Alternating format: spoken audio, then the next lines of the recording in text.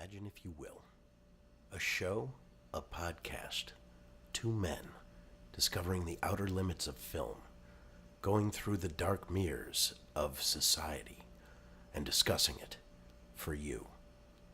If you don't like anything you hear, your fault. Don't be a baby. Welcome back, ladies and gentlemen, to another episode of Preppy and the Stoner Podcast. I am the Preppy, and getting one cool long drag off a joint is my good friend. Woo woo! The Stoner. Hey, man! What's going on? Pulling into the station, man. Now, I'll be honest, we tried this opening before, but in the first 5 seconds, I hit the mic, as I always do. Right. So we're going to try real hard to make this an easier transition for the audience. So this is for your benefit. Yeah. Here's another little fumble. A little tidbit, too. I had a much funnier open, and which I told you not to delete. I'm not a genius on the old computer system. I don't even know what an RSS feed is. We'll figure it out one day, folks. You'll get it on the sweet iTunes. iTunes. Pay us. Probably 2019, I'm thinking. Hopefully. Yeah. Well, it depends on the elections in November 18. Right. So we'll figure that out. Yeah. But what I was going to say, audience members, we had another episode that we did, I guess, last week or 2 weeks ago. Yeah, easily my favorite. And it was a great one. And due to technical snafu, it's not gone, but it's a little doubled up. It's a little echoey or something. So one day we will release it as one of the lost episodes. So in the meantime, this week we're going to talk about what I talked about a little bit last week without giving too much away, and then Bobby finally did his homework. I did. And we're going to talk a little bit of Guardians of the Galaxy. And Volume Dose. If you listen to this podcast, though, we probably won't stay on topic for too long without getting on a huge, random 40 tangent. Well, we're not saying we're only going to discuss Guardians of the Galaxy Volume 2. But that's our theme. Right. To begin with. That is our launching point, if you will, into Tangentville. Yes. We'll bring it back full circle somehow. Absolutely. So, Bobby, since it's fresher in your mind than it is in mine, what'd you think of the movie? I absolutely adored it. Yeah, we spoke on the phone. You're like, I love this movie. As soon as I left the theater, I was texting you like, yep, that was dope. See, for me, and I like it a lot, it's probably a top Marvel film for me. I still, if I'm giving it a grade, I'd say like a B+, A-. I had a few things with it. I had some preconceived notions or guesses that I thought, which could have made it cooler or more interesting.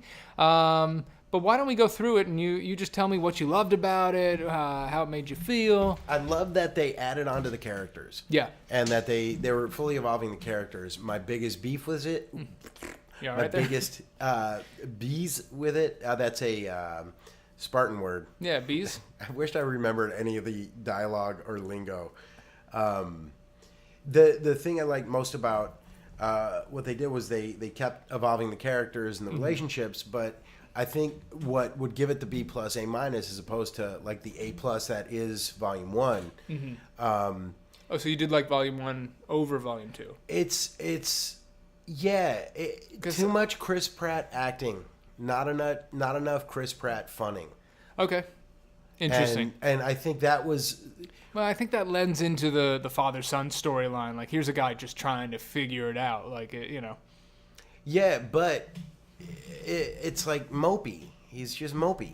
Well, I mean, his mom died, and then he's been in space his whole life, and then he just found his father, and, I mean, he even says to Gamora, like, I don't know what if I want to, and she's like, cool, if it doesn't work out, we'll just kill him. Right. She basically tells you what the end is going to be. Oh, yeah. By the way, spoilers for all of Guardians of the Galaxy, Volume 2, all Marvel movies, and spoilers for any movie that we decide to talk about. Yeah, so because I think we would both assume just anybody who's listening to this isn't listening to this as a movie review that won't reveal the movie.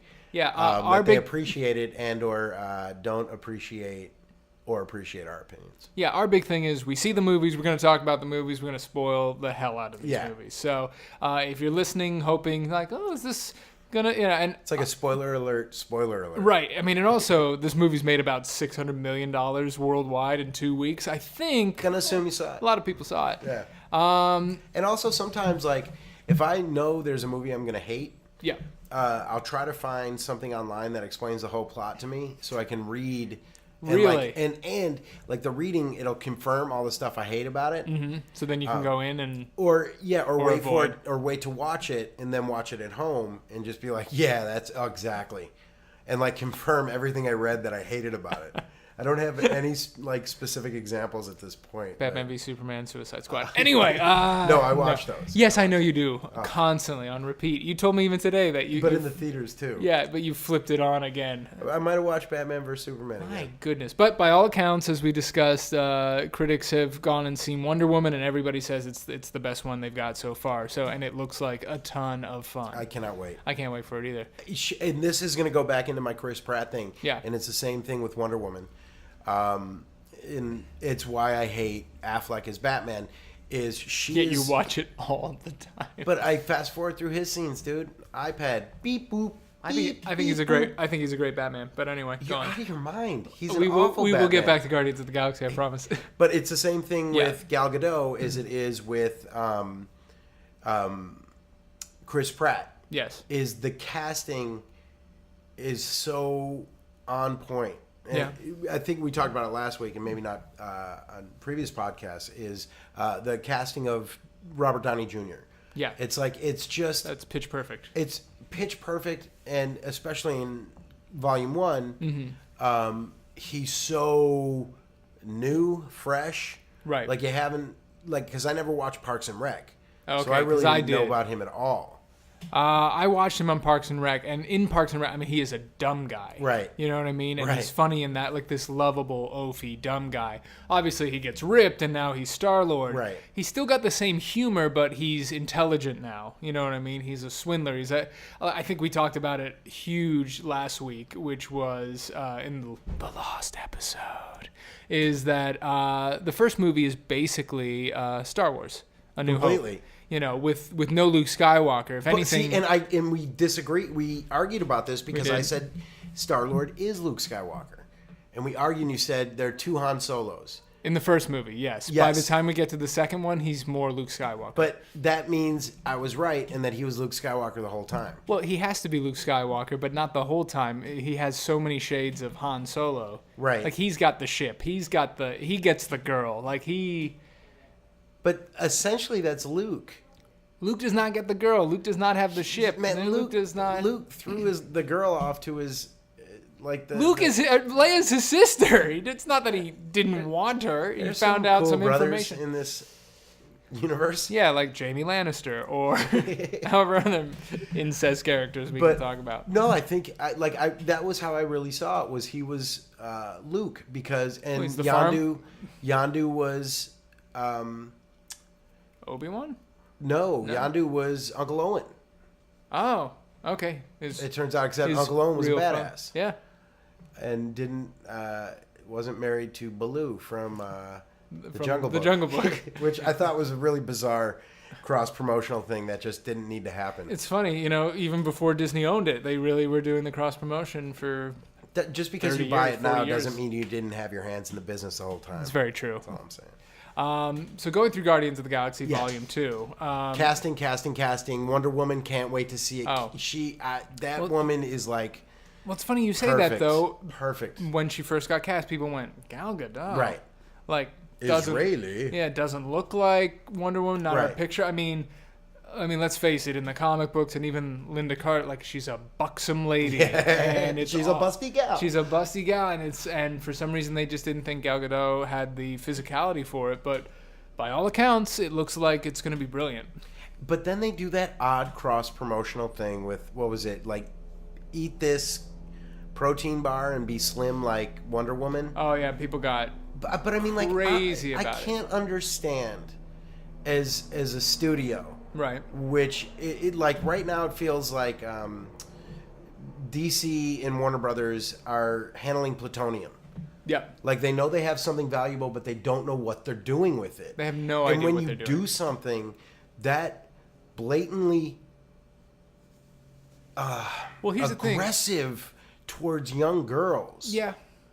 is, I mean, like it's a odd enough thing that she's that thin and she's that drastically different, Right. But also the idea and the drawings and everything we've basically grown up with Wonder Woman Mm-hmm. is ridiculous. Yeah.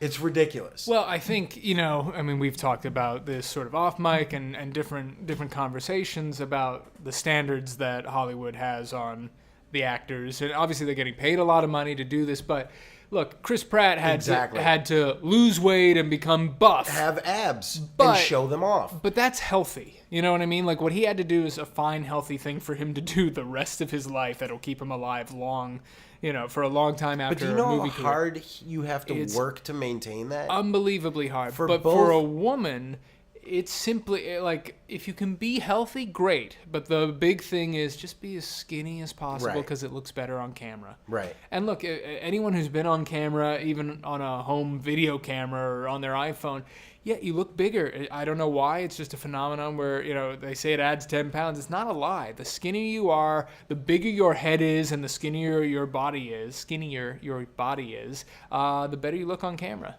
Sofia Vergara in person? Yes. Like on camera, she looks like a buxom, like Wonder Woman. Right. Yes. Yeah. Like a Latino Wonder Woman. If Wonder Woman was in Colombia instead of the Amazon. Yes. Wonder Woman. Wonder Woman. Wonder Woman. But in person, she's normal. Really thin. Thin, yeah. She's still really thin. And short. Yeah. But she's a little taller. Is she? Okay. But like, well, you're tall. No, I'm like 5'8". Well, okay, there we go. The world is nearly the majority of the world is taller than me. Nearly the majority of the world is shorter than me. So yeah, it must be awesome. I'm looking over heads. It's pretty great. Isn't it great to spot the bald spots? It's amazing. On people in crowds. Like, in 3 years, you're going to be miserable. That's where yarmulkes come in. It's brilliant. Yes. Those guys should just convert instead of shave their heads. Just put it right there. You're good to go. I'm Jewish, by the way, so I can say this. So this is a candle lighting podcast. Yes. Shabbat shalom. It is Saturday. We are actually going against the Lord to support you people with entertainment and high fine comedy. But it's not work, is it? It's more fun. Yeah. So there you go. We take that, Lord. Hashem appreciates comedy. So back to Volume 2, or Awesome Vic's Volume 2. But going back to Chris Pratt and the Gal Gadot. Yeah. But again, it's not even like for anybody to maintain a healthy frame and they're professionals. Right. That's your job. They're getting it's part paid of your job. It's part of your job. Right. To look that good. And you have a who studio doesn't want to? who's paying for it and helping. It's also like the glorifying of Chris Pratt being like a buff, good-looking guy, and how that's changed his career. Because before he was just a doughy, funny guy. Right. And Star-Lord could have been a doughy, funny guy. Doesn't change anything. Could have been. But also Gamora weighs 86 pounds. Right. And she's tiny as well. Right. And she's a great representation of a strong, intelligent character. Yes. I mean, you could even say the same for Nebula by the time exactly. the movie ends. So, I mean, James Gunn has done a great job to, and I think fantasy movies and or television shows as well as, space and, sci-fi have always tried to, in the guise of like, these are different aliens of different races from different people, represent what we, would hope to achieve here on Earth. So, I mean, even in Star Trek, you had an Asian guy who's flying the ship. You had an African-American intelligence officer. You had a Scot. Like, it was like, here is the Rainbow Coalition flying the Starship Enterprise. Was he really African-American, or was he African Universe? Who are we talking about? In Star Trek. Was he legit American? I'm talking about Uhura. Or female, yeah. Yeah. But was she African American? I believe so. Or was she African Universe? Oh, in the show? I have no idea. Sorry, African Universe. Let's go with that. Yeah, sure. And then Spock is from a different planet. But it's the same here. So you've got Earthling, I was going to say Chris Pratt, Star-Lord, Peter Quill. Mr. Quill. Mr. Quill. You got Drax, who's from his own planet. You've got a talking raccoon. You've got Groot, baby Groot, who's back and loud and in charge. So, you have this family who's come together who are orphaned or left by themselves, and they're create their own family. Create their own family, which is what the movie's about. Groot is the only one without really an origin story. If you read in the comics, he does have an origin story. So I just mean, from the movie. From the movie? Because Rocket, we know, was created. Right. Drax, we know, came from Sadness. Right. His family was murdered by Thanos and whoever the bad guy. Oh, Ronan the Accuser. Right. Great name. Gosh dang. Yeah. And everybody, and Gamora. Peter and Gamora. Mm-hmm. So Groot is technically the king of his planet, from my understanding from the comic books. My friend Jeff Loveness actually wrote a great comic book, Groot #1, out now. Go and grab it. He's brilliant. That's dope. Super dope. But I believe he's a king on his planet. From what James Gunn has told us, and from what I've read, this Groot, Baby Groot, is a different Groot than the one from the first one. Like a acorn. Yes, but doesn't have any of the memories that the original Groot had. So the sacrifice wasn't an empty sacrifice. It was a true sacrifice. True sacrifice. That guy, that entity that Rocket knew and was his friend, is gone. But they all treat this Groot character like a family member, like a baby, and they pass it off to each other, and they take care of it, and they're concerned about him. Brilliant opening, by the way, of like, here's this giant intergalactic space monster. We're not going to see any of the fighting, really. It's so secondary to... it's almost the beginning of Avengers 2. Very similar. Yeah. It's like, that was what I thought. Yeah. You start in the middle. Right. And it's like a fun... Well, actually, the movie starts with, which is a brilliant song choice, Brandy by Looking Glass.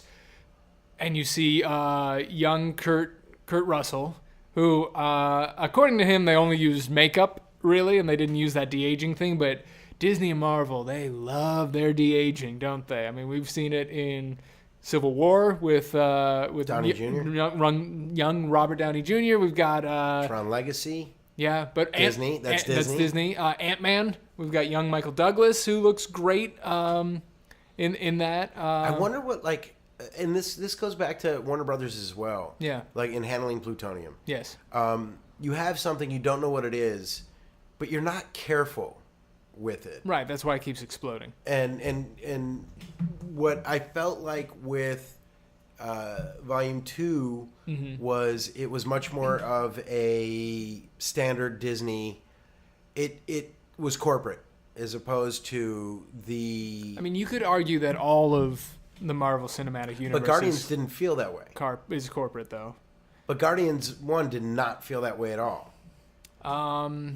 Did it not feel that way just because you had no idea who these people were? Like even within the Marvel comic book world, Guardians is not a renowned and beloved set of characters or book series. You know what I mean? Totally. Where Iron Man was a somewhat unknown character, in 2008 when they started. I would argue that Iron Man had a good 20 million people who knew who he was. Well, that's what I mean. Like in the comic book world, yeah, he's a top character, but to the masses, most people didn't know who Iron Man was. But to put, as we said, back to pitch perfect casting, you've got Robert Downey Jr., who makes it all sort of come together. And also Marvel not being corporate at the time.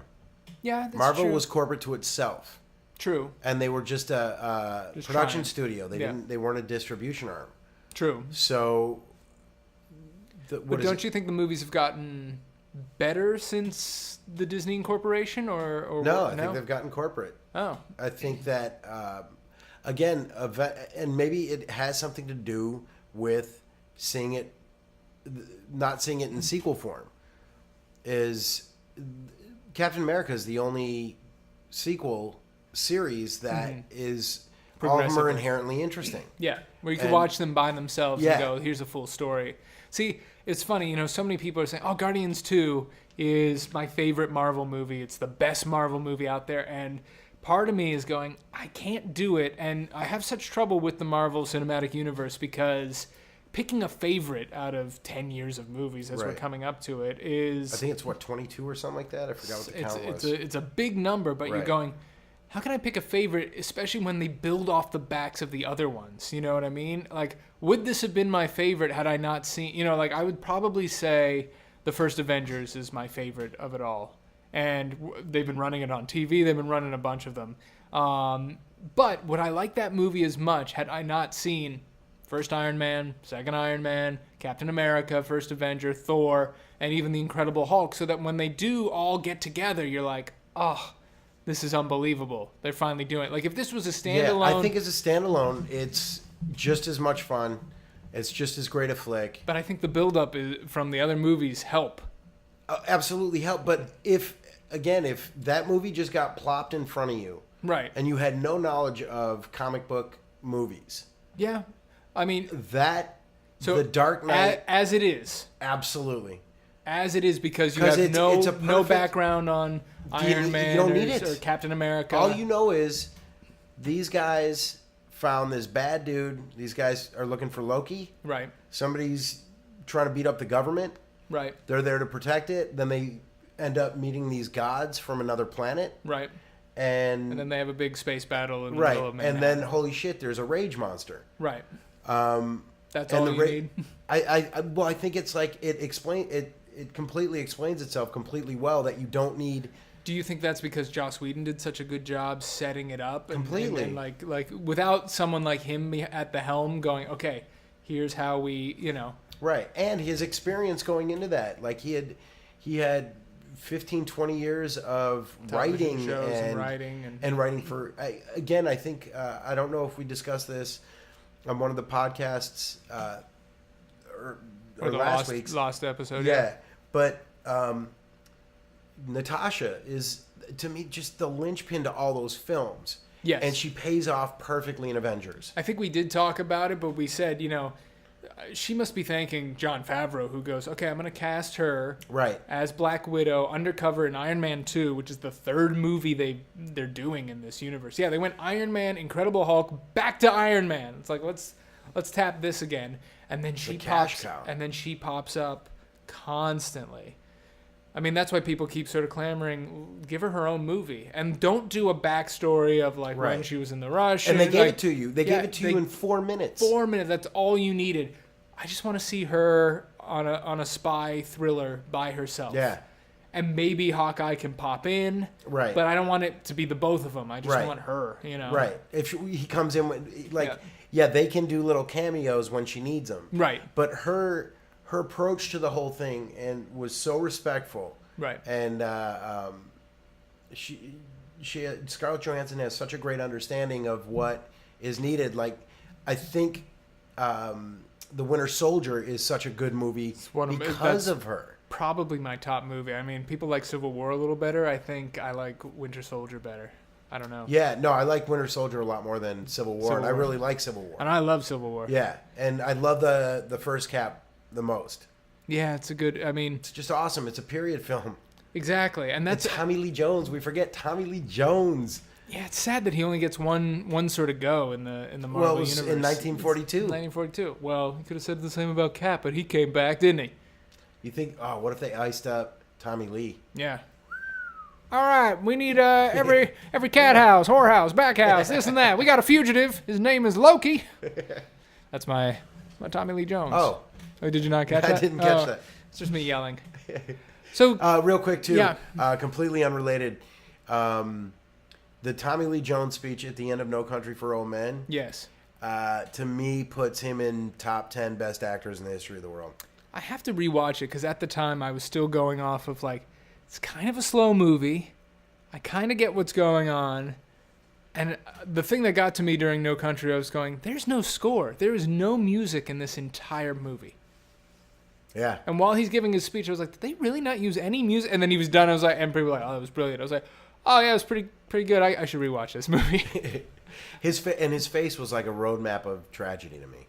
Yeah. Like all the lines and everything. And his ability to connect to that. Yeah. And I really liked him a lot in the first Avenger. Yeah, he's brilliant. Because, it's a gravity and a weight. He has a gravitas. It's hiring Anthony Hopkins to be Thor's dad. Yeah. Like, you don't...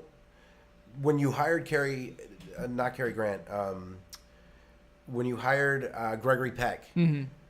To Kill a Mockingbird? And in subsequent films, Roman Holiday. Yep. He was in... That was... he was. Yeah. Audrey Hepburn and him. You hired a guy with... And Cape Fear. Mm-hmm. With dignity. And weight. Like, you can't... Experience. You life. can't quantify that. Yeah. You can't find men like that.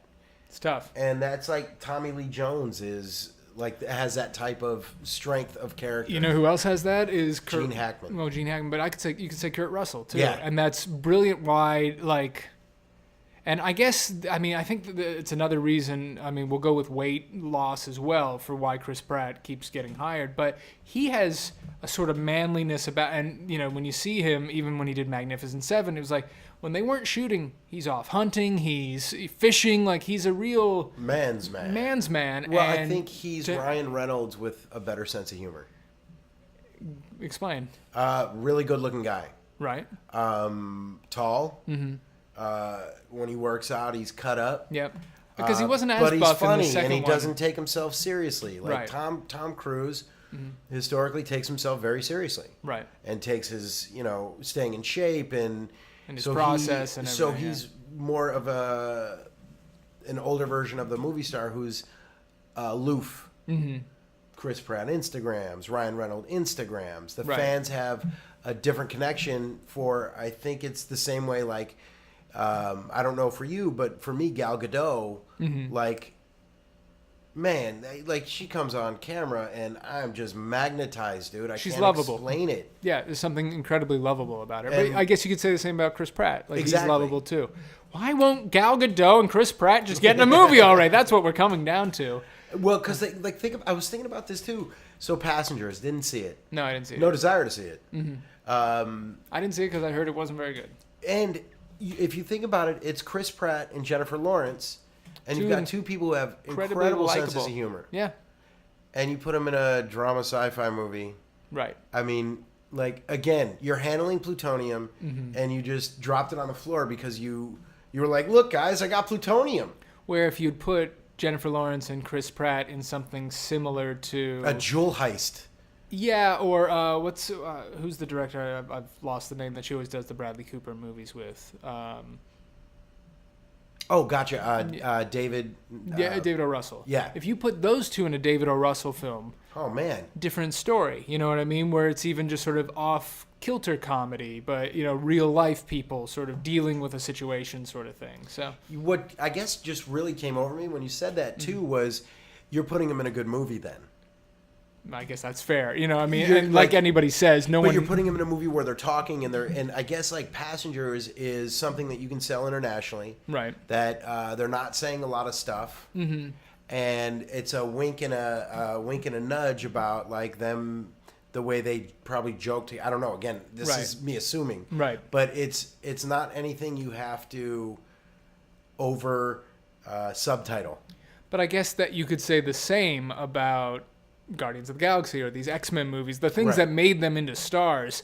I mean, look, Guardians Volume 2 may be one of the biggest spectacle movies you've ever seen. You know what I mean? There's a lot of CGI in this, and it's noticeable CGI, but you accept it because I think someone said to James Gunn, hey, which colors do you want to use as the palette for this movie? And he said, all of them, please. Because it's just a rainbow fun fest. Yeah.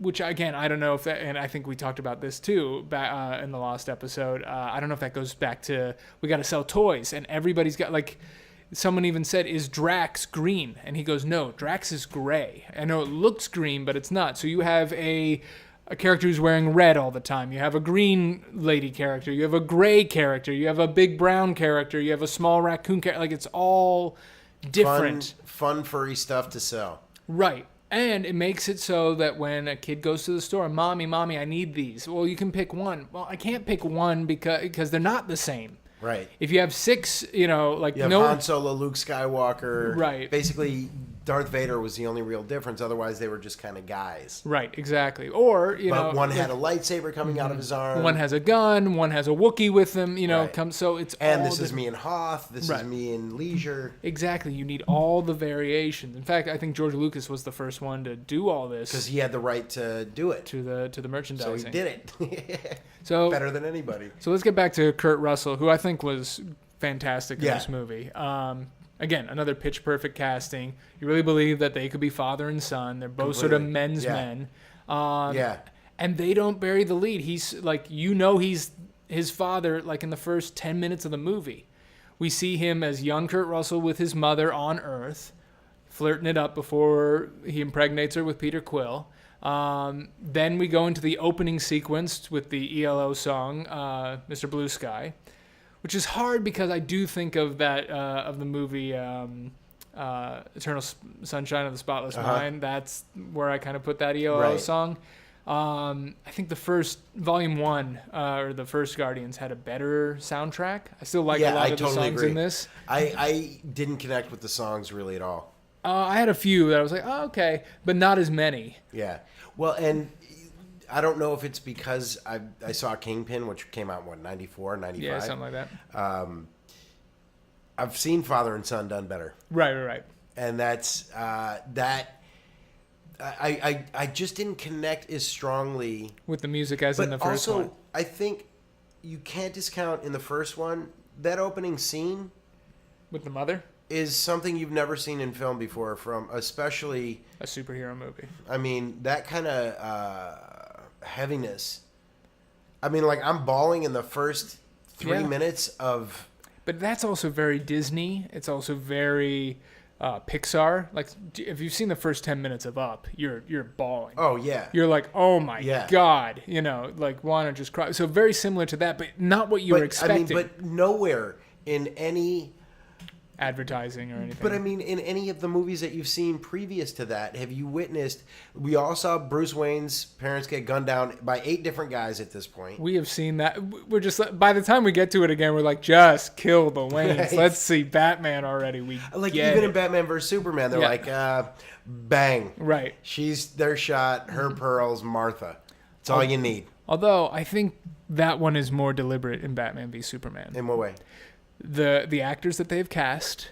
Have you ever seen the animated version of Flashpoint Paradox or read the comic book? So in Flashpoint Paradox, Barry Allen, who is the Flash, goes back in time. It's very similar. His mother gets murdered by his arch nemesis, Reverse Flash, Eobard Thawne. Dick. I know, but it also causes him to become the Flash. Like, everything is meant to happen for a reason.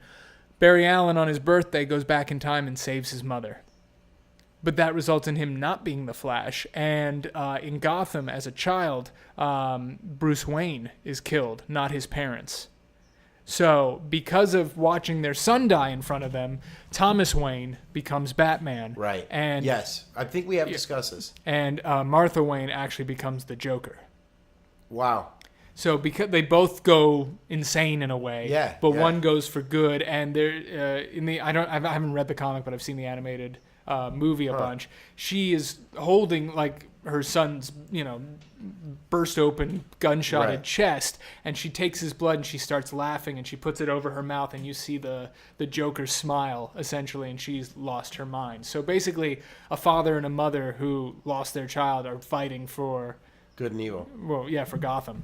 Right. And then the Flash. Wow. So that's why I think literally just blew my mind. So that's why I think Jeffrey Dean Morgan has been cast as Thomas Wayne for such a big actor, small little bit in the beginning of Batman v Superman, and then the actress whose name I forget, but she's also a big actress on The Walking Dead. I think at some point, I mean, I know they keep changing directors, and they keep, again, plutonium over at Warner Brothers. They keep changing directors. I think.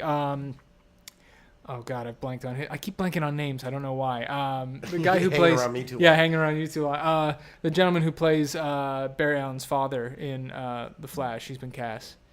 You keep up better than I do. I do. Anyway, not that much better. He's in Justice League as his father, right? And because here's the other thing with Barry Allen: his mother dies. It's this speedster from the future who kills her, and his father gets charged with the crime. So basically, he loses both parents in the same night, and he becomes a CSI investigator. He becomes a CS investigator because he's trying to prove his father's innocent.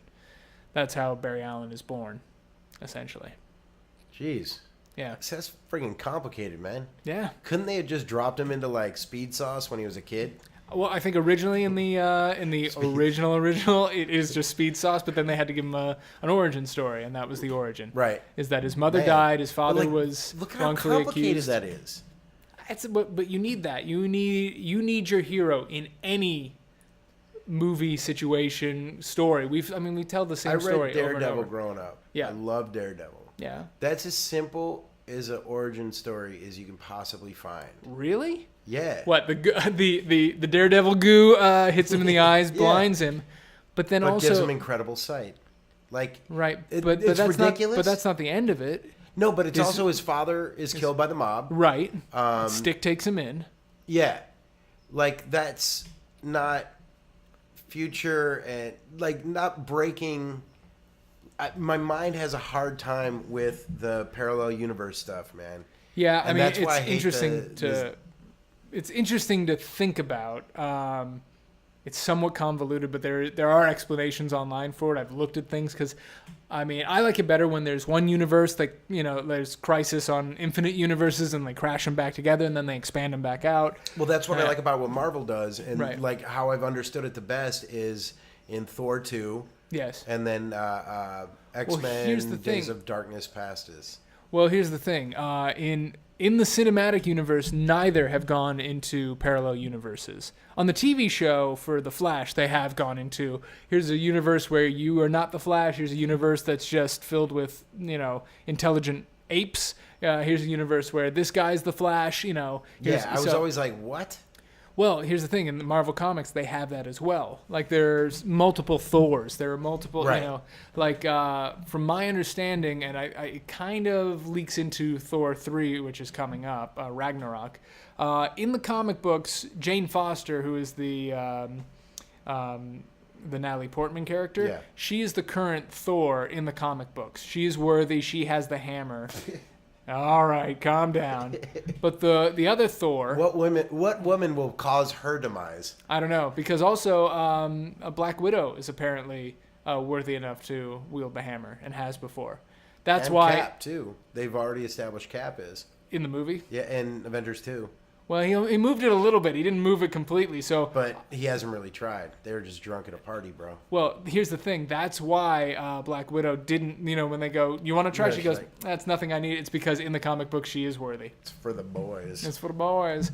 In the comic books, Mjolnir has been destroyed. Thor is wandering the universe, trying, like, he's got a Looking for his blankie. well, he's got an axe and he's trying, but there's the ultimate universe or something, like they've Yeah. all crammed all Yeah, the universes exactly. in. Ridiculous. So there's another hammer, and he's like, But if I can this- find don't the you think- ultimate Thor's hammer, then I can be Thor again. Don't you think that comes from writing mythology for 70 years? For the characters that eventually you run out of stuff to do on this universe, so you just start creating... by doing a parallel universe, you're essentially just recreating everything that you've done. You're just doing it with different writers and animators. From my understanding, how it built out, you had Batman, Superman, Wonder Woman from the 30s and 40s, right? And then years are going by, and these people aren't getting any older, and they aren't dying, sort of thing. But now they're modernizing them as they go along. So they go, yeah, but what about all the stuff? What about when they fought Hitler in World War II and all that? They go, okay, that's a different Earth. That's Earth 2. In Earth 2, that's the original Superman and Batman where they were from the 1930s, and that's where all those adventures happen. It's a little more PC. The Earth 1, the one that we know, that's in our world. That's where, Superman is dating Lois Lane. He works for the Daily Planet, but it's, 1972. And he's dealing with modern... It's really just updating... It's a way to not lose the continuity of those stories. Right. And then also a way to update your superhero into the current world. But then they'll smash all those together. They go, I think they've gotten to 52 universes. That's why you had the new 52 and all that.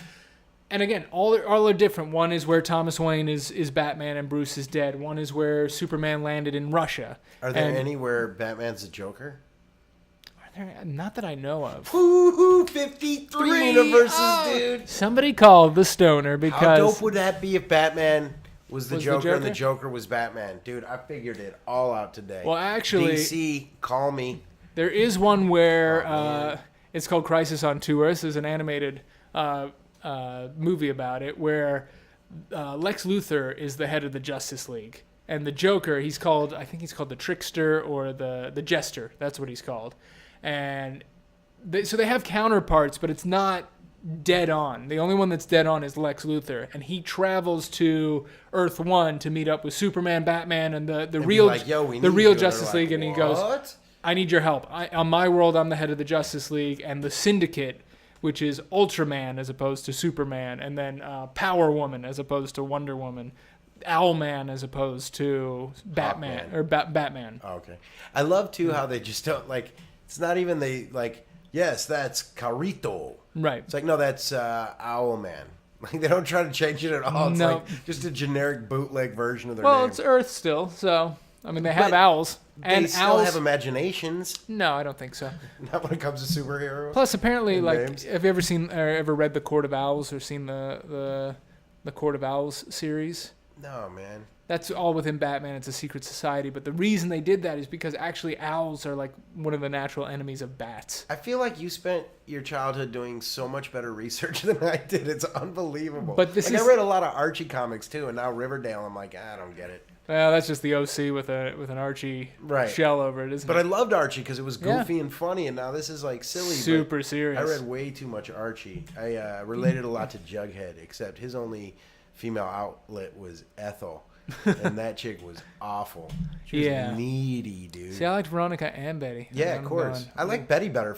I mean, like, Veronica's great for all that money and stuff, but damn it if you're not going to have a better time with Betty. It's true, but something about Veronica. I don't know What what it is. Is the dark hair? Is it the money? It must is be the money? It must be the money. Yeah. Show me the Imagine all the collared shirts you could buy with that and your monocle. Oh man, it'd be nice. Veronica, call me. I know you're not real, but call me. Yo, Betty, I'm available. And Archie and Reggie just can't get it done like the BK. You know, it's funny though. Maybe Moose.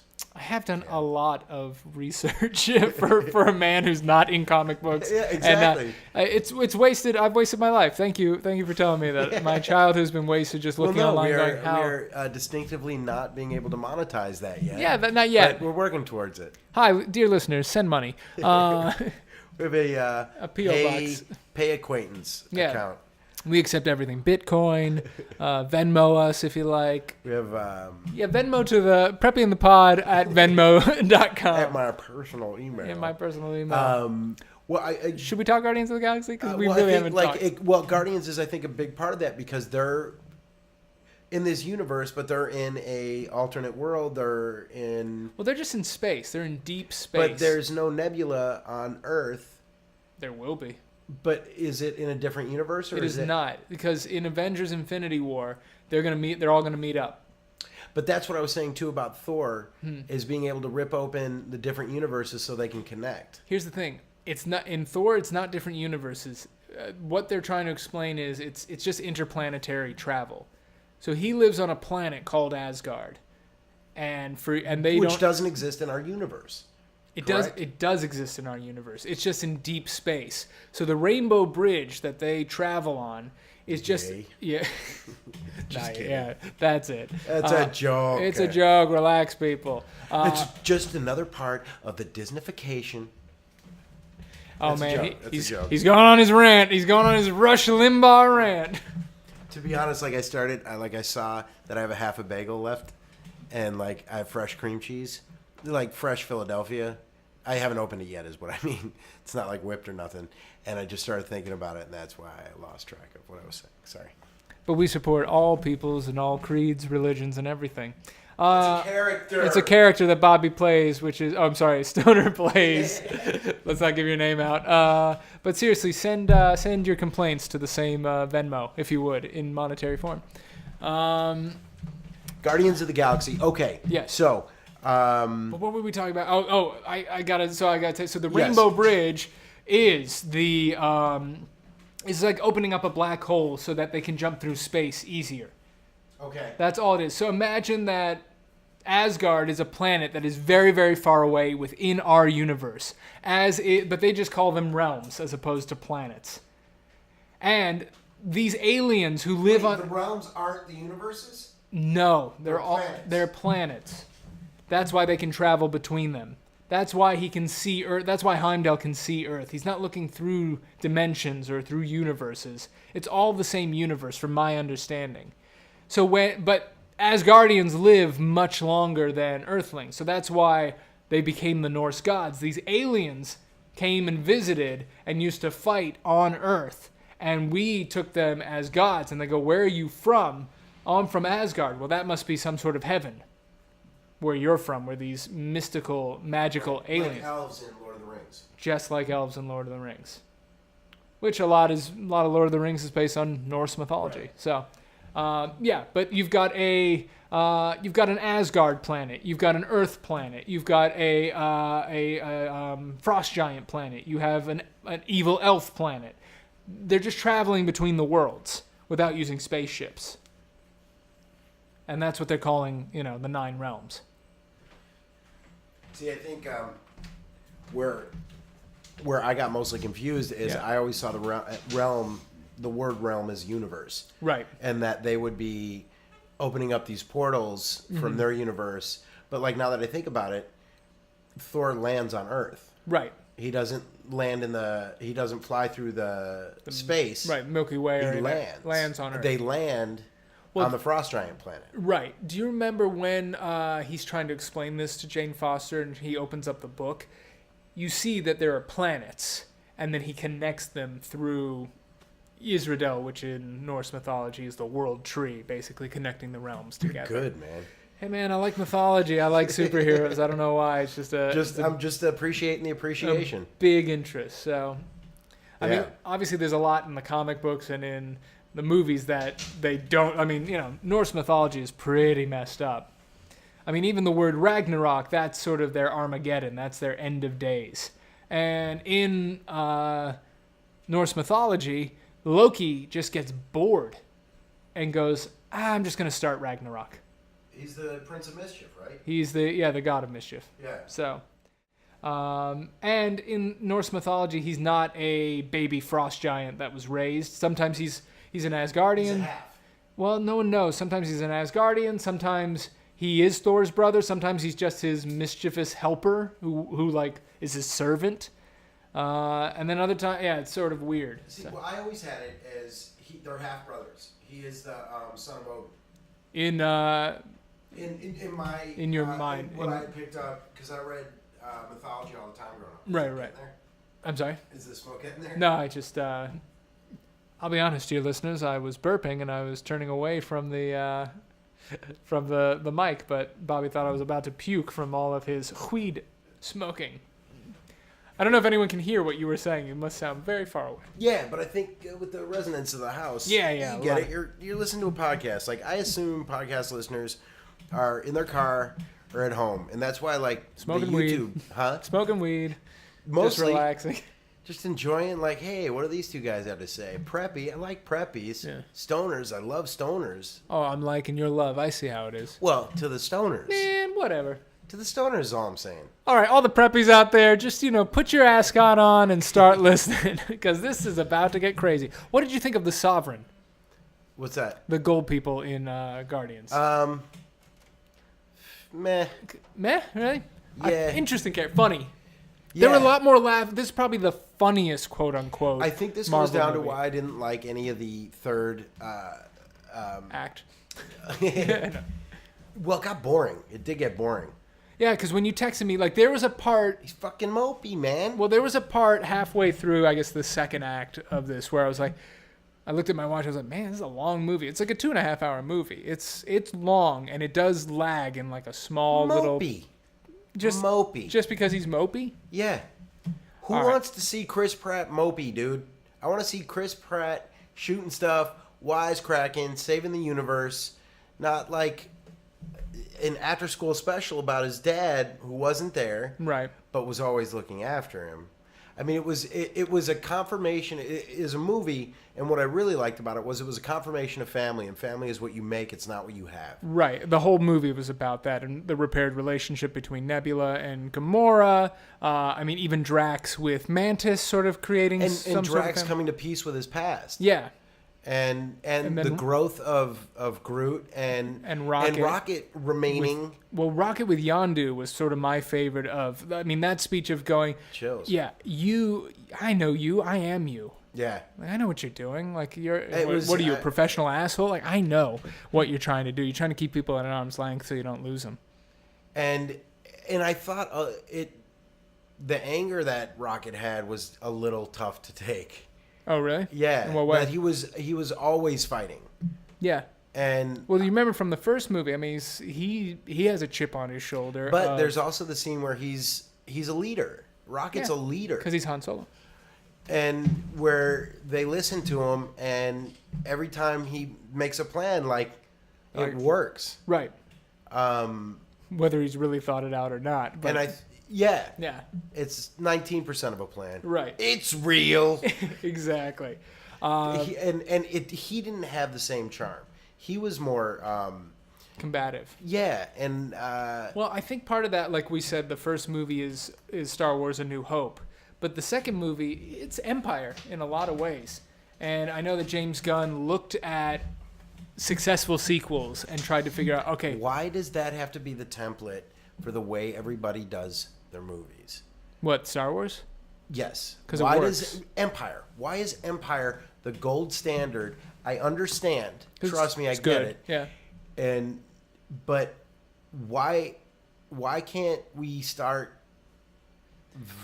What's the word I'm looking for? Yeah. Veering off that track of it has to be dark. Like, it also could have been nonstop fun and craziness with that same heavy overtone. Because here's what we do. I mean, I think we talked about it before. Everything we've done is a Joseph Campbellian, hero with 1,000 faces, the monomyth. If you look at all of these, I mean, especially all of the origin stories, I mean, we just said it with Batman and with Barry Allen. Parent dies, something happens, they become superhero. All of it is the same story, just told a slightly different way. Our main character, our hero, has to be thrust into a situation that they were not planning on and then rise above the occasion and save the day.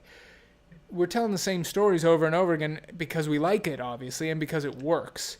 Here's the thing that works. Sorry. Yeah, no, go ahead. Here's the thing that works to that point in Guardians 1 that I thought they played for over melodramatic terms in Volume 2. Yes. They all fight Ronan. Right. They all blow up.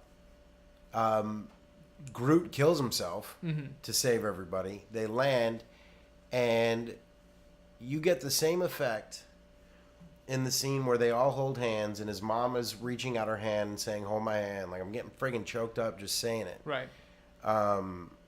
You get that same effect where they all hold hands and destroy Ronan that they play out for over an hour and a half in Volume 2. Which part in Volume 2 are you comparing Daddy. I don't think they do too much daddy stuff. Like, Dude, there's like 40 minutes on Daddy's... Well, Ego comes, he saves them from the Sovereign, right? He blows up all these, droid ships, essentially. So, Which, that was the point I was trying to make earlier, like Attack of the Clones. Right. You're shooting robots. There's no stakes because... You're shooting robots. But obviously, he didn't want to kill all those people because they're our heroes. We don't want them to be murderers. Even though they are... Totally. We don't want them to be murderers of someone they screwed over, because obviously they stole the batteries, they did this. So then you get Ego, and Ego comes in and goes, "Peter, I'm your father. And let me take you to my magical planet." Casey Kasem is... If you watch Kurt Russell, he goes, "Peter." Every time he says it, it's just, "Peter, I'm your dad." Peter. So they land on that planet. They crash land, ruining their ship. He takes them to his planet, which he is. He is the personification of the planet. Explains that he, traveled the universe looking for meaning, looking, to replicate himself, essentially, which is his big plan by the end of it. But, did you see it coming that Ego was the bad guy from the beginning? Yeah. Oh, you did? Yeah. I did. Usually I'm good with this. I did not see that coming. I knew something was up, obviously, because Mantis was like, "I need to tell you." And I'm like, I don't know what it is. My original thought... So I had heard long before the movie came out that Stallone and Michael Rosenbaum were going to be in this movie. And I had heard through the grapevine, because Ego was originally a Fox character that Fox had the rights to the character, so there was a little bit of trading that went on between Fox and Marvel to get certain characters and certain... Right. So I thought, geez, did they get Galactus and Silver Surfer back to Marvel? Because I thought, okay, if I have a planet or human, or a living planet, Ego the living planet, what's the Endgame. or what's the ultimate bad guy for that would be Galactus, who is a world eater, eats planets, and then you have Silver Surfer, who is his herald.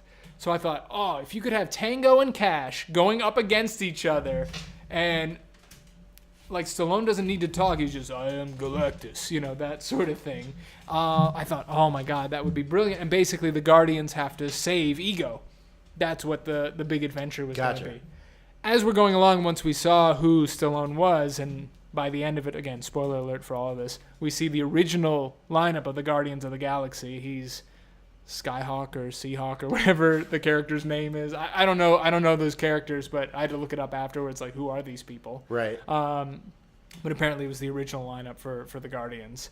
I actually thought he did a really good job. Like, his anger scene. A good job? I thought his anger scene, better than some of the stuff I've seen in him recently. Like, his anger scene toward Yondu, like, I felt like this guy really hurt him and like betrayed the clan or club that they were part of, these Ravagers. Yeah, it's pretty dope. Yeah, and it's like you will never have the Ravager funeral. You'll never be Yeah, a part of this I don't group. know. I guess like at this point with Stallone, he's just Stallone. Well, did you see Creed?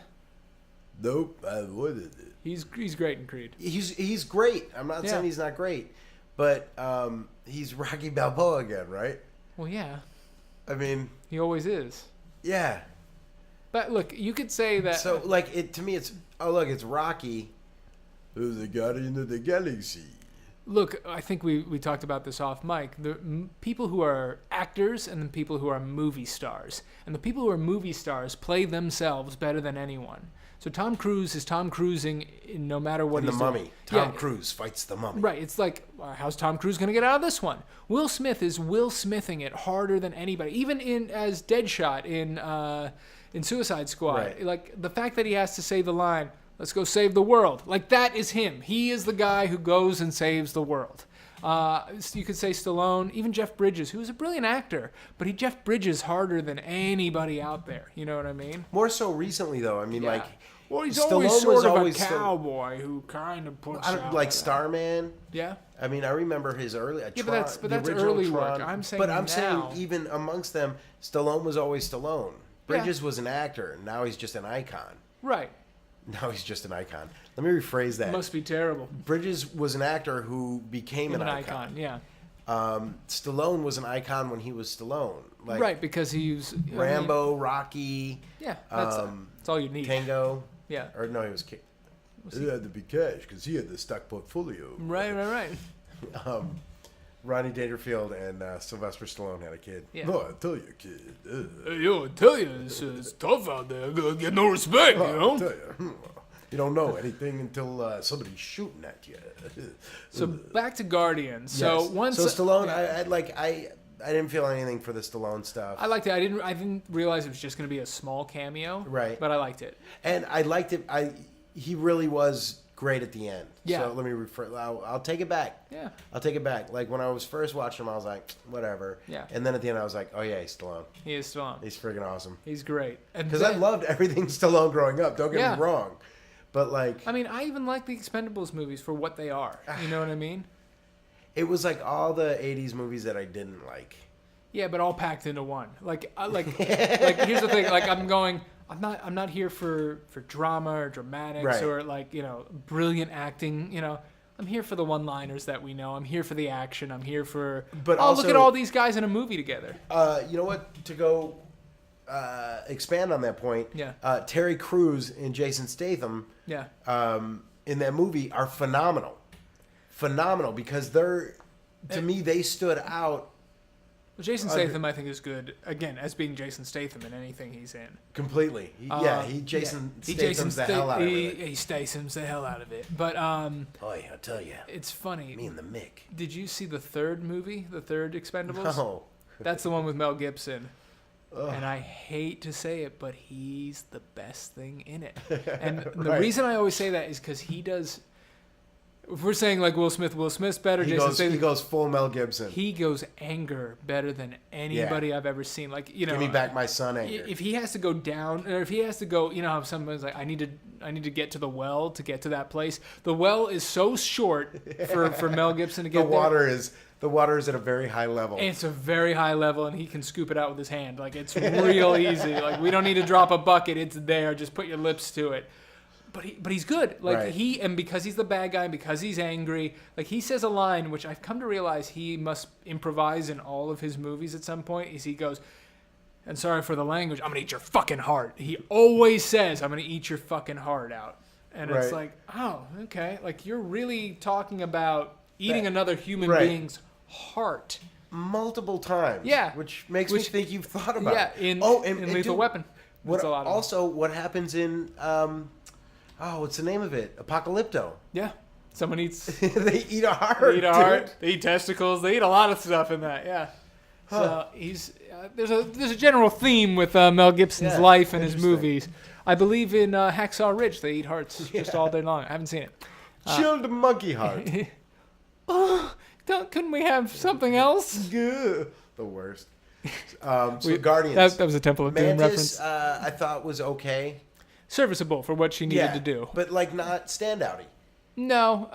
Could have been a fun character, but it was like... I feel... Look, I like what Nebula's doing, like the actress, what she's doing. She seems like maybe in a different movie. Nebula, the Blue Sister. Blue Sister, yeah. Yeah. She seems like she's on this war path for something else, and... it's a different character, so it just doesn't know. I don't know if it fits into the universe. I really liked her. Okay. Yeah, I thought she. But I thought that's what, like, again, family-wise, a great representation of sibling rage. Right, and then growing up and going like, yeah, no, we need to build on our relationship, sort of thing, and they do fight and fighting that instinct. Yeah. Is now, it's like she vacillated between going back and forth. What do I hate or do I want to? Right. Because Gamora's going... I thought it really, really worked. We're no longer in competition. Like, I didn't want to do it as much as you did. I never thought about it. I never cared. Well, I didn't think about you because I was too busy thinking about me, And, right. That's a real thing. Exactly. And I thought Zoe Saldana? No, the other Nebula? girl. Nebula. I thought Nebula played it perfectly. Yeah. Of, like, that blind rage without thinking about... You're fighting something that nobody's fighting. Right. So you'll never win. Thanos is the bad guy, not your sister. Right. Your sister was pitted against you just as much as you were pitted against her. That's I guess another stepdad, correct? I think he adopts both of them. It's a weird thing. Like, I don't think he has children.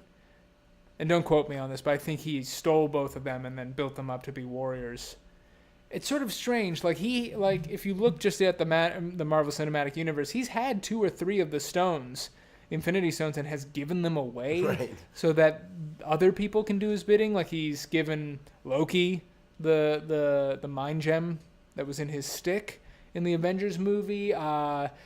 He gave one to Ronan, like all that sort of stuff. So it's kind of weird that, like, you have a man. That's what you want ultimately. A theory that I have is because in the Infinity War book,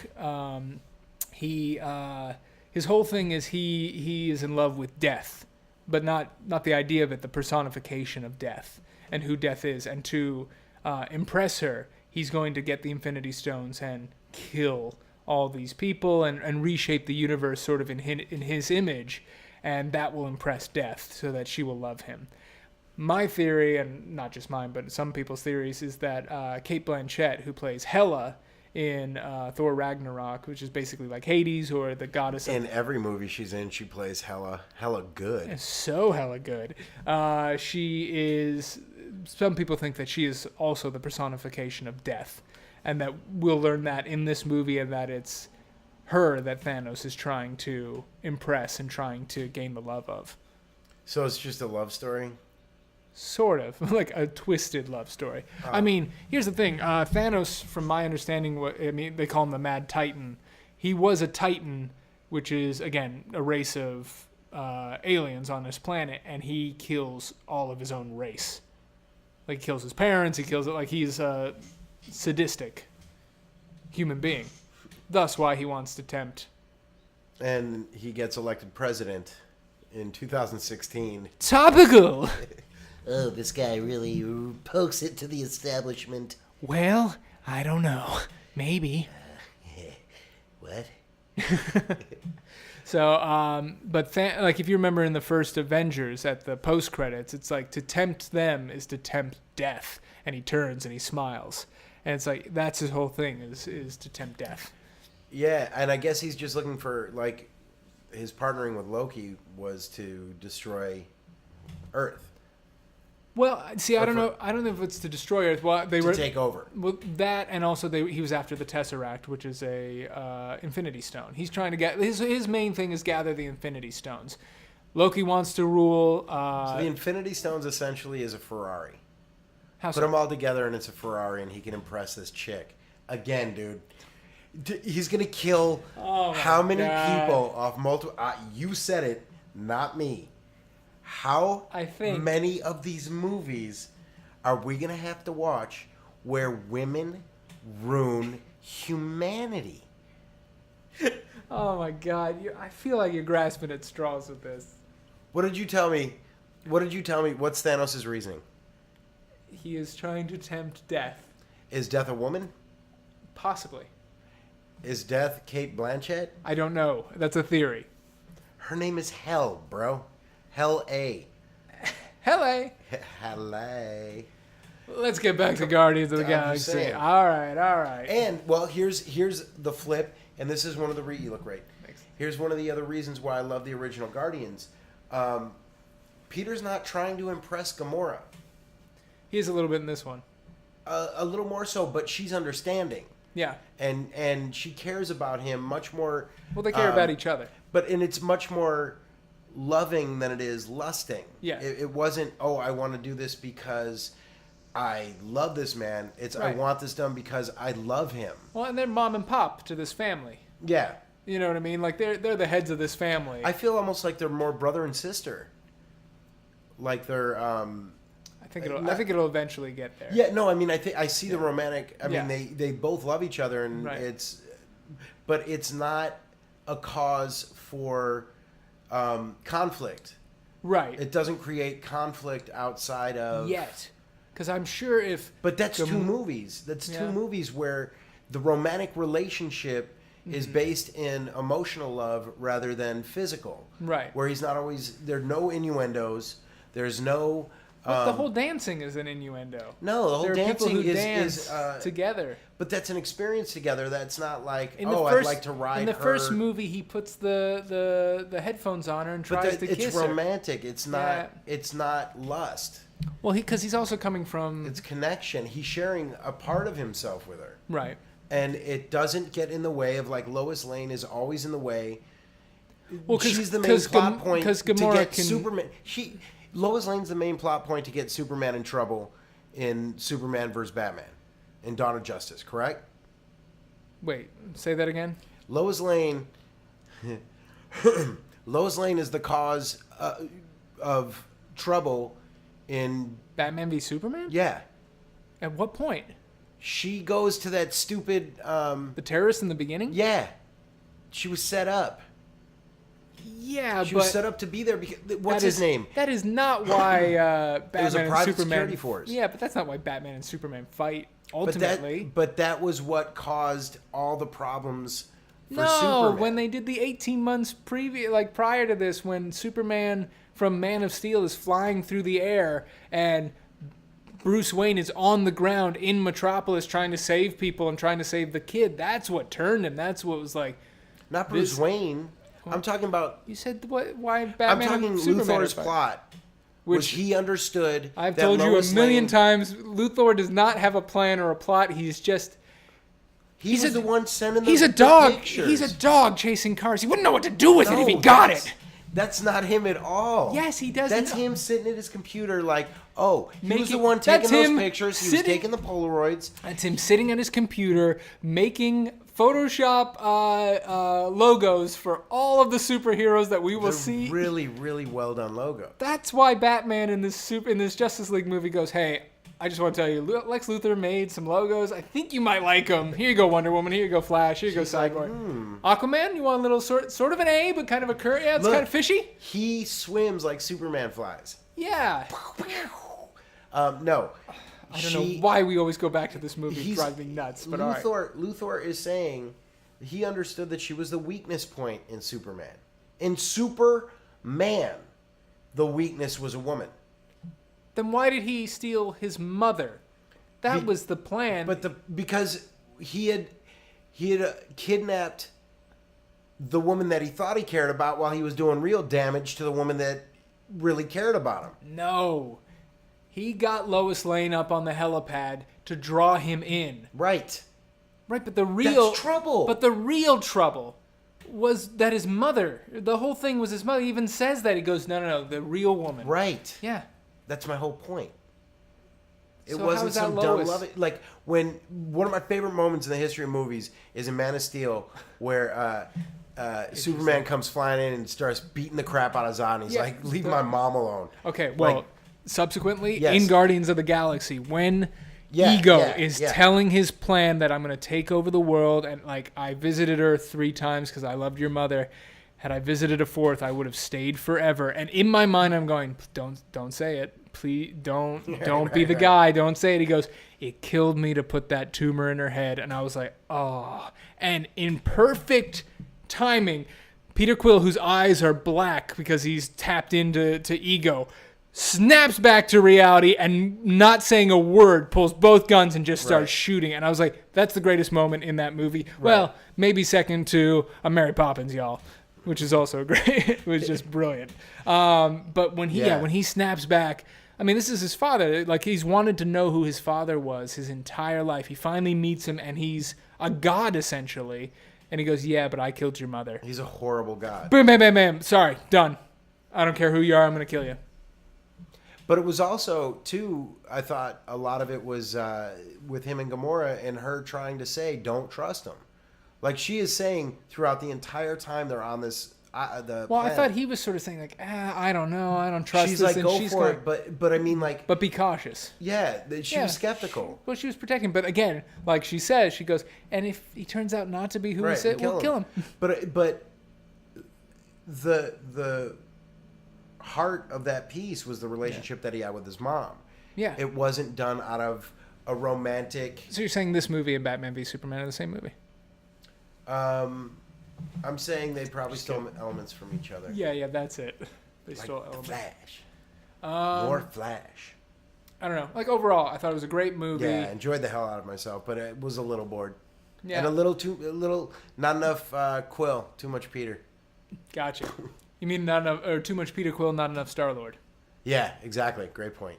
But what was I gonna say? Oh. So when I'm just going back to my Stallone thing, when it turned out he's not Galactus and it's not that, I again still didn't think that Ego was the bad guy, even though he's a bad guy in the comics. I thought, when Mantis is going, oh, I have to tell you, it's a secret, it's not good, blah blah blah.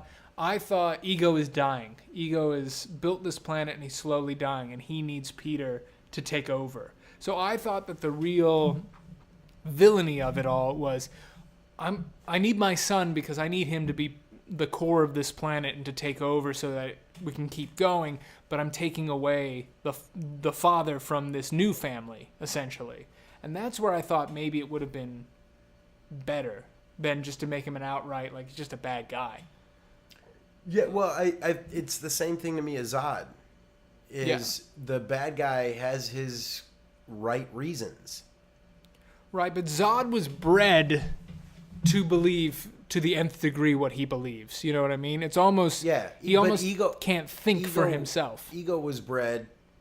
Ego bred himself. Created himself. But I mean, like, created to maintain himself. Right. Too, and he needed stewards, to maintain his empire. Right, but he's killing his own children. It's the will of the benevolent. Yeah, I guess. And but here's a being who went out to find an understanding and to try to be like other being. Like, he's one of a kind. And understands nothing. Like, but had love, like, felt it, knew what it was, and would rather kill it off. Well, would rather live for eternity alone than stay on Earth for a lifetime with this woman. I mean, it's kind of the story of Satan in a way. Okay. I don't know that one. I guess Satan... Was that Marvel? Yeah, I believe that was Marvel. No, from my understanding, and correct me if I'm DC? wrong. Yeah, DC. Satan... We have, just real quick, on the side note, if you hear vroom vroom, we decided that to spice up the podcast, we would invite the neighbors' lawnmower to come over and just do some sound. And Sorry. you know what? I think it helps. I think it makes I this love podcast a little better. Yeah. If only we can get more airplane noises Yep. and then my really loud landlady. That would be great. So from my understanding, Satan was like top angel in heaven, right? Right. He goes up against God. He splits the factions. There's a big war in heaven. God and his side win. For power. He wants to become God, essentially. Mutiny. Yeah, essentially. Big old mutiny. God strikes him down and goes, okay, I'm an all-forgiving God. I can forgive you and you can be my top lieutenant again. Or I can send you down to hell. And you can rule. And you can be king. He goes, I'd rather be king. Work for you, man.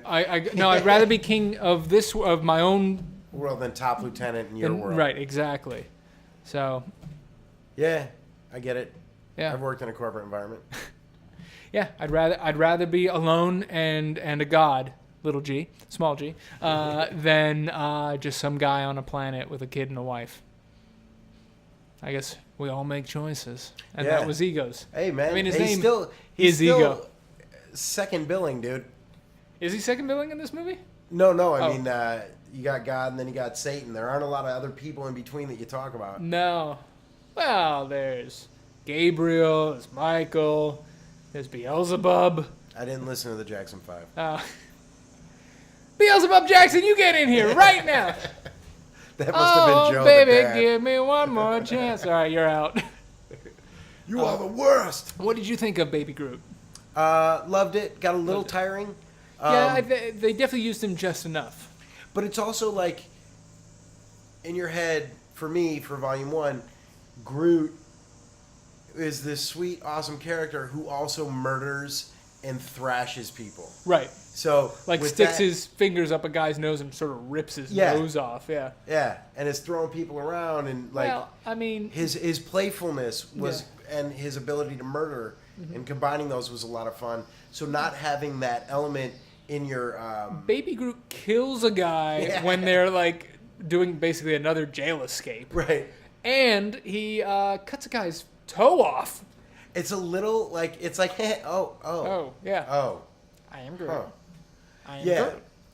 It was great, but I guess I long for the days of the old Groot. Vin Diesel's your friend, so you talk to him about it. Yeah, dude, I've been around him 3 times where he completely ignored me. Wow, well there you go. It's pretty cool. It's pretty cool. Did you say I am Bobby? I am Stoner? Yeah, and he went, I don't care. Oh, excellent. Yeah, so he speaks 6 words. Or nice. 5 words. What was I gonna say? So I got it. So yes, I really enjoyed it. There was emotionally a really good story, and always same thing with the first one. Very surprising to have that element added to the supernatural and being able to humanize it. And I think that also too was like the big time thing about Avengers. And all of these moments have tear up moments, or all these movies have tear up moments. Like there were a couple times in here I'm like, oh yeah, I feel that and I'm tearing up. The father son relationship, or even the sisters, or I feel like they didn't use Drax as much in this. I know people still say, oh, you like stole the movie for me. I liked him better in the first one. He had more. It was less shtick. It was more character. Yeah. And here it felt like that Rocket was more shticky than charactery. Yeah, it was a little trade off. Yeah, and then Groot was an obvious like, okay, that's like an Ewok. Right. That's just an adorable little thing that you can sell on everything. Well, and to that point, in the first one, it's like, here's Chewbacca. Here's Chewbacca, and then here's an Ewok. Like to me, it was like, oh, here's Treebeard from Lord of the Rings. Really? Okay. Of like, but not wise and sage. Right. He's just like basically like Drax if he were a tree. See, I looked at him as Chewbacca because everything is, and even in this one, Rocket understands everything he's saying in Right. I Am Groot. It's See, like, I keep seeing Rocket as Chewbacca if he talked. why? Because he's hairy? Well, because he's like awesome and cute Yeah. and cuddly, but he's a murderer.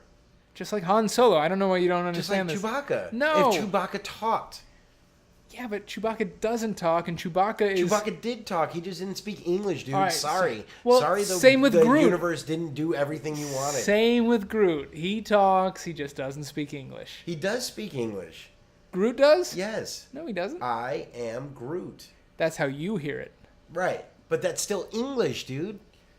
Fair He's saying point. his Fair point. name. He's talking in English, where Chewbacca's just like... Right. Yeah. I know. But I mean, even Laugh it up, R2-D2 had Fuzzball. feelings. Well...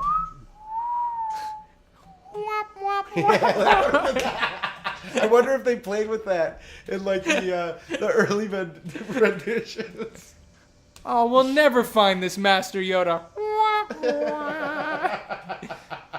That's friggin' great. Or 2 meters. That's no larger than a womp rat. I used to hit those with my T-16 back on Tatooine. That's funny. That's good. So, and then I guess what did you think of the big CGI fest that was the final act of this movie? Like Pac-Man gets in there, attacks him, Yeah. which I thought was fun. Yeah. It's I tell you the truth, I don't really remember it that much. Yeah, I mean, it's a lot of just like fighting, getting to the core, and then blowing it up. Right, and then okay, Yondu's gonna kill himself. Right. Great. Sacrifice himself, which Now it's 2 movies in a row. Now we're verging on Hangover 3 or 2 and 3 territory. But I thought the whole Yondu thing was a surprise. Because in the first movie, like, you would have never put together that this was a surrogate father This for kid just him. lost his dad Yeah, and his surrogate dad. in the same trip. Right. Awful. But awful. Yeah, but the idea of like, the abductor who was supposed to take you to your father realized your father's not a good guy. I'll raise you. It I'll was more take of a care of father. you. Yeah, it was more of a father to him. Stepfather. Yeah, Stepfather. which was great. And not only that, cared about him. Not only that, that decision led to a lifetime of scorn, and like that decision ruined his professional life. Right. Well, which part of it? He was kicked out of the Marauders or whatever. He was kicked out of that for delivering children, which that's why Stallone's character was like, I told you, we don't deal in children. But he was the only one. Quill. No. That's Oh, what he was said. the main. He's the guy who delivered all the dead children that are in But he that. didn't know what he was doing. He didn't know until after. He Right. was just delivering the kids, and then once he found out, Right. that's where he went, I can't do this to Peter. Right. So, but the reason Stallone said, you're out, you're not part of this anymore, and I don't respect you anymore, is because of the first kids that he did that for. Gotcha. Once he got to Peter, like, that's where he realized, and that ultimately ruined his profession with his crew. Right. When you have Taserface Right. or whatever, who holds a mutiny and kills a lot of people like that. Right. That was kind of dark too. Yeah. Yeah, and really good. Yeah, Like really a really great B story. Yeah. And putting in that part of the story and adding sort of Yondu's plight. Yeah. And then it's a very father-son movie. Yeah. But again, and it's hard because my experience in film is so vast in terms of I've now seen from my childhood to now pretty much every sequel, trilogy, Right. story, like all my favorite stuff when I was a kid on the Right. screen. We're anthologies. So when you see a story that's fresh and original, which Guardians 1 and 2 are not. they're not original. They're not. No. And now I'm watching literally Empire Strikes Back. I mean, because here's the thing: if we look at Yondu more as a Obi-Wan character as opposed to an Uncle Owen, I mean, Obi-Wan's telling you your father's Right. not a good guy. And Father's- I'm going to teach I'm you. going to teach you But my he- ways. But I'm going to take care of you. Obi-Wan came into his life extremely late and in a Right. moment of desperate need. Yondu saw what was going on From the and beginning. did the best job he could raising this kid who turned Right. into the Guardian of the Galaxy. Right. But, I mean, and then You've even got the story of join me and we'll rule the universe together, son, like a father and son sort of thing. It's like, I'm not going to join you. You killed my mom, You killed my mom, yeah. And you took me from her. Yeah. You killed her and you took me. Yep. But the stories are great. The themes are great. Mm-hmm. It's action fun. is it's fantastic. just And it's fun. It's just a lot the of fun. repetitiveness of Telling the same stories over yeah, and over man. again. Like, give me a little something. That's why I thought Guardians 1 was so refreshing. But it works. Because and financially it works. That's why they keep telling the same well, stories. yeah. Otherwise, you know they what I mean? wouldn't. Right. They wouldn't have bought Marvel for as much money as they did. But Right. same thing with Star Wars. The thing I hated most about Force Awakens Is that it's a New Hope. and not a good New Hope. I like it. I know we've talked about this, but I still like Force Awakens. I think Jedi is going to be good, but I'm sure that's going to be Empire-y Right. in a way too. You know what I mean? And it's too much of. I like it when the fans are mad. I like it when people don't get what they want. Yeah. Well, who's mad at what? Like the fans, like that they love the Force Awakens so much because it was an homage to A New Hope. Right. And I get making as much money as you can, but when you kowtow to the fans, I'm gonna close the window. All right. But when you kowtow to the fans like that, I don't respect your art. And who am I? I'm just some idiot who puts this on a podcast. Railing into a microphone. But you absolutely lose the creativity that in your own artistic voice when you're just imitating Steven Spielberg and George Lucas. Like, But again, I think that's Carlos Mencia stuff, bro, and that's why he's not on TV anymore. And that's Ooh. J.J. Abrams. Well, I think, but yeah, J.J. Abrams is probably this generation's Spielberg, and that's why they wanted him. You know what I mean? It's not, man. He does. I mean, look, his movie catalog is very similar. He's a great filmmaker. He's a phenomenal He's filmmaker. a great filmmaker. Yeah. He understands visuals as well as anybody, maybe other than Zack Snyder. Visuals. Okay, thank you. I was like, Zack Snyder. He has no artistic vision, and I don't believe he adds any artistic merit to the work that he does. I think he's brilliant in disagree. creating what's already been there. I disagree. I think he's got a take, and I think it's what we like. Defend yourself. I think again. All right. Do you think that Spielberg has a take on things? Most definitely. Well, I don't know why people can't. I mean, look, people have similar opinions. People have similar tastes. I don't know why. If J.J. Abrams models himself after a Spielberg and has studied with, I mean, when he was growing up, he was, I think he had an internship with Kathleen Kennedy, who did all of Spielberg and George Lucas's movies. Like, that's obviously the aesthetic that appeals to him. So why not make movies that way? Look, I didn't see 8mm. Is that what it is? Is that Super 8. Super 8, thank you. 8mm, I think, was... The Nicolas Cage yeah, movie? Okay. really good. Yeah, is It's it? no Snake Eyes. All right, well, there you go. Well, what is? Nothing. Nothing is Snake What's the Eyes. one? What's the hockey one with the bomb? I have no idea. Van Damme? Sudden Death? Sure. Sudden Death. Anyway, Sounds like it. I've digressed. I'm saying Super 8. I mean, that's his take on an E.T. movie. Yeah. That's his take on basically Steven Spielberg's childhood of being out in the desert with your friends making movies on a Super 8. Yeah, it's not doing your own thing. I don't know. None of it's doing your own thing. It's JJ, it's, I okay, love here's- you. I don't here's- know what he's talking about. Here's I'm sure he's a big boy and really doesn't care about my criticism. He cares. He listens to all the podcasts just wondering. I hope, because what I would like to see is him do a movie that doesn't involve anything that he's seen or done before. I'd like to see somebody with their own creative vision instead of being a copycat. Lens flares. Here's Mr. Lens flare. I don't see lens flares anywhere else. Really, he's revolutionized blaring your eye in the camera.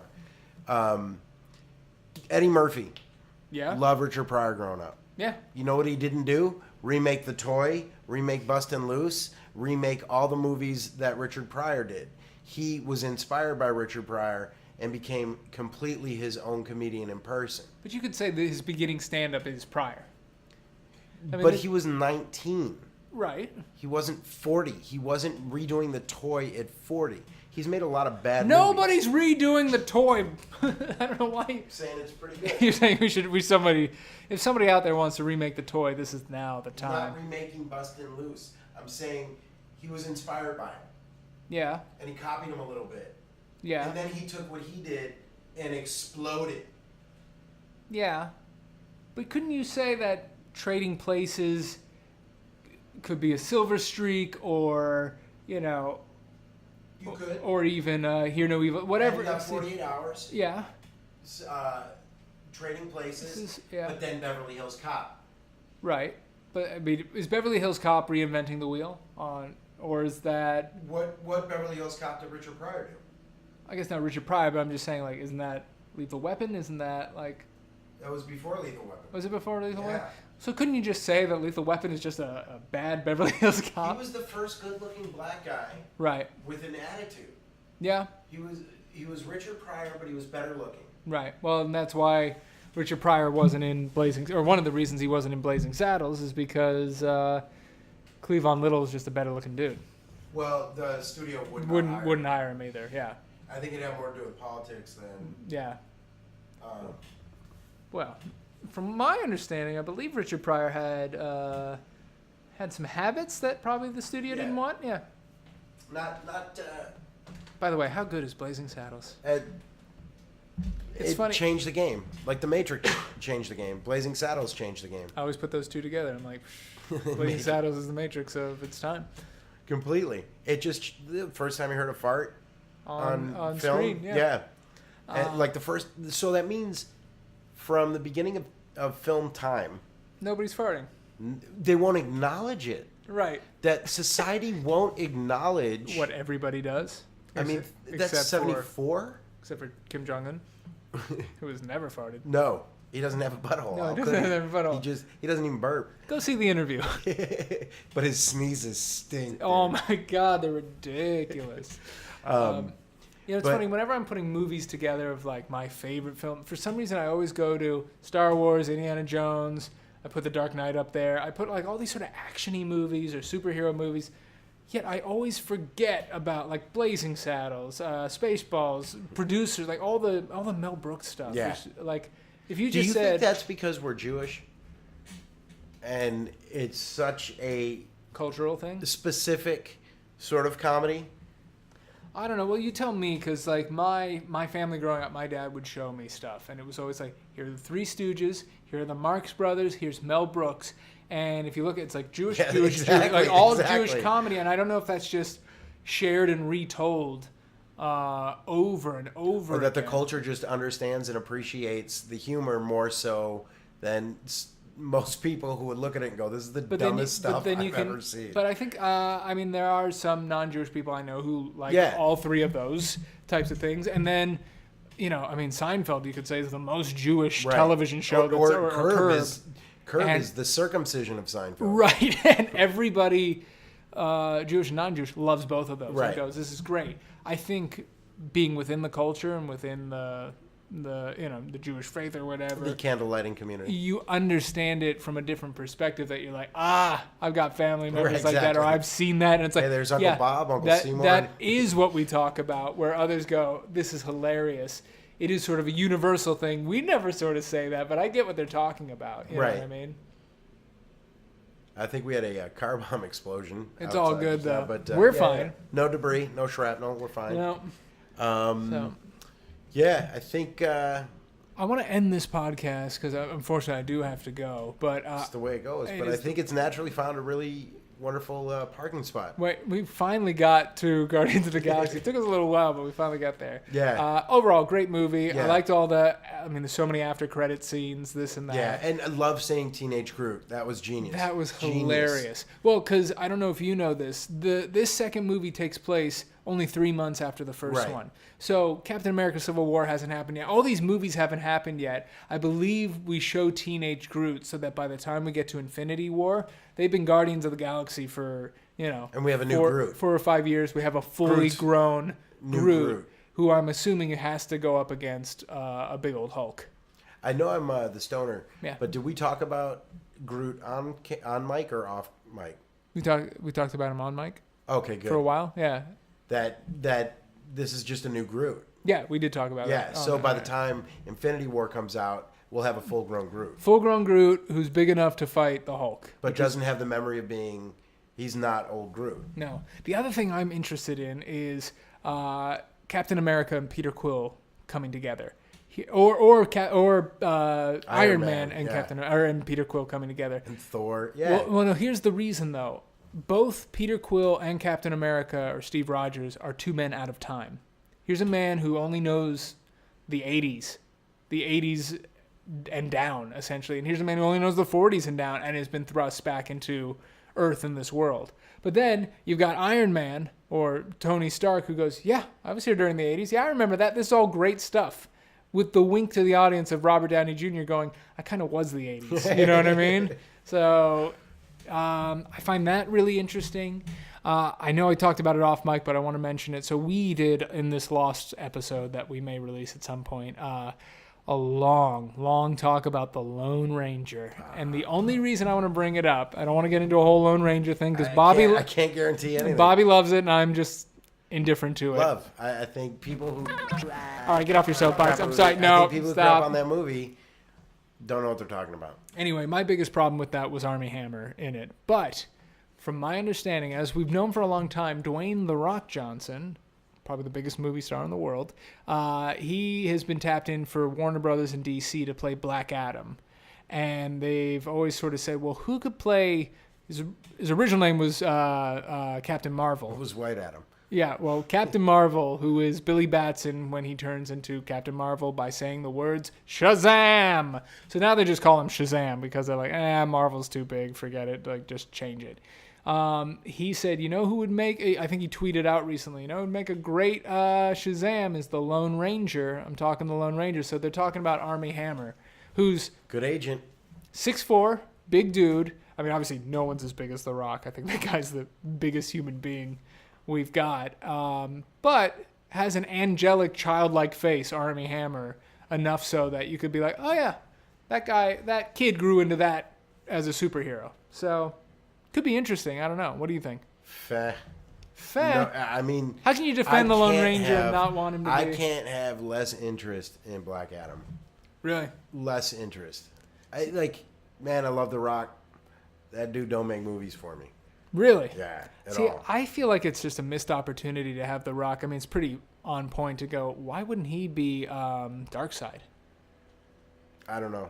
Or why not make him Jon Stewart Green Lantern? Which is another reason that I thought who would have been the perfect Jon Stewart Green Lantern? Will Smith. Like why use him for Deadshot when you could have him as a main member of your Justice League? He probably might have wanted to be Deadshot. I guess. I just think you've got a full-blown movie star who could carry his own Green Lantern movie. And I don't know. I don't know that you can do the Green Lantern. I don't really know how you can do the Flash, especially if the dude's electricity, which is ridiculous. He's not electricity. He's the Speed Force. Do your homework. Man, there's no way that there's electricity everywhere, dude. Scientifically, there is. There isn't. They're not coming from a human source. Man, do your research. There are electrons everywhere. I don't know what you're talking about. There's also protons. Welcome back to Science Chat with Preppy and Stoner. I am Professor Don't Know What He's Talking about. Very true. And on that note... but I really am excited for Wonder Woman. I think it's going to be a lot of fun. I think it's going to be pretty awesome. Last thing I'll say, because Wonder Woman looks fantastic, by all counts, is fantastic. Justice League is going back to do extensive reshoots from what we hear, which is not uncommon for movies. I mean, even Guardians had extensive reshoots. Get it right the first time. But, I don't know. I feel like this movie's in trouble. I think it's because Zack Snyder's been at the helm 3 times, and people keep going, just give him a chance. It's almost there. It's almost good, and it's not. Right. I'm going to go back to this, too, because with Zack Snyder, you really like The Watchmen. I don't know if really like is the word, but I like that movie. How? What do you mean how? The movie stinks, dude. The guy named the comedian isn't funny. But have you read the source material? Man, I don't need to. I didn't. The whole reason I go to movies is so I don't have to read.